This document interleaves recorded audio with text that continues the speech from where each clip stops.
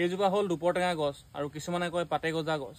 তো এইজোপা গছৰ পৰা আমি ব্ৰইলাৰ ফাৰ্মত কিডনি বেমাৰ বা গাউট বেমাৰ নোহোৱাকৈ ৰাখিব পাৰোঁ। তো কেনেকৈ আমি খুৱাব লাগিব, কি কৰিব লাগিব, ইয়াৰে মানে 25 কিলা 22 কিলা বা 25 কিলা পাত আপুনি ল'ব, ছিঙি লৈ মিক্সিত পিচি ল'ব। পিচি কিনি আপুনি 20 লিটাৰ পানীত মিলাব ইয়াৰ ৰসখিনি, লগতে আপুনি গুড় দিব যাতে অলপমান মিঠা হয়, কুকুৰা পোৱালিবিলাকে খায়।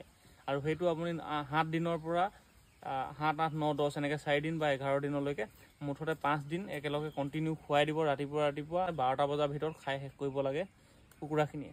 যদি পিছবেলা হয় 12টা বজাৰ পিছত হয়, ইয়াৰ যিটো ৰিয়েকশ্যন হয় সেইটো মানে অলপ পয়জন টাইপৰ হৈ যাব। তো সেই গতিকে কাম নিদিব, মানে বেয়াহে হ'ব। তো গতিকে আপোনালোকে ৰাতিপুৱা সোনকালে খুৱাব, আৰু যদি হৈ থাকে বেমাৰটো তেতিয়াও খুৱাব পাৰিব। মানে 21 দিনলৈকে যিটো গাউট লাগি থাকে আমি তেতিয়ালৈকে খুৱাব পাৰোঁ, কিন্তু আপুনি 4-5 দিন খুৱাব, আকৌ গেপ দি দিব, আকৌ পিছত খুৱাব, তেনেকৈ কৰিব পাৰোঁ। আৰু এটা একদম সম্পূৰ্ণ মানে বিনামূলীয়া হয়, এইটো ঘৰতে পায়। আপুনি ইয়াৰে পাত দুখিলামান পেলাই থৈ দিলে মাটিৰ পৰা পোখা গজি যায়। এইবিলাক মোৰ তেনেকৈ গজিছে, মই ইয়াত ফাৰ্মৰ কাষতে ৰুই লৈছোঁ। আৰু এইটো খুবেই মানে জৰুৰী হয়, খুবেই দৰকাৰী হয় ফাৰ্মৰ কাৰণে, ব্ৰইলাৰ ফাৰ্মত।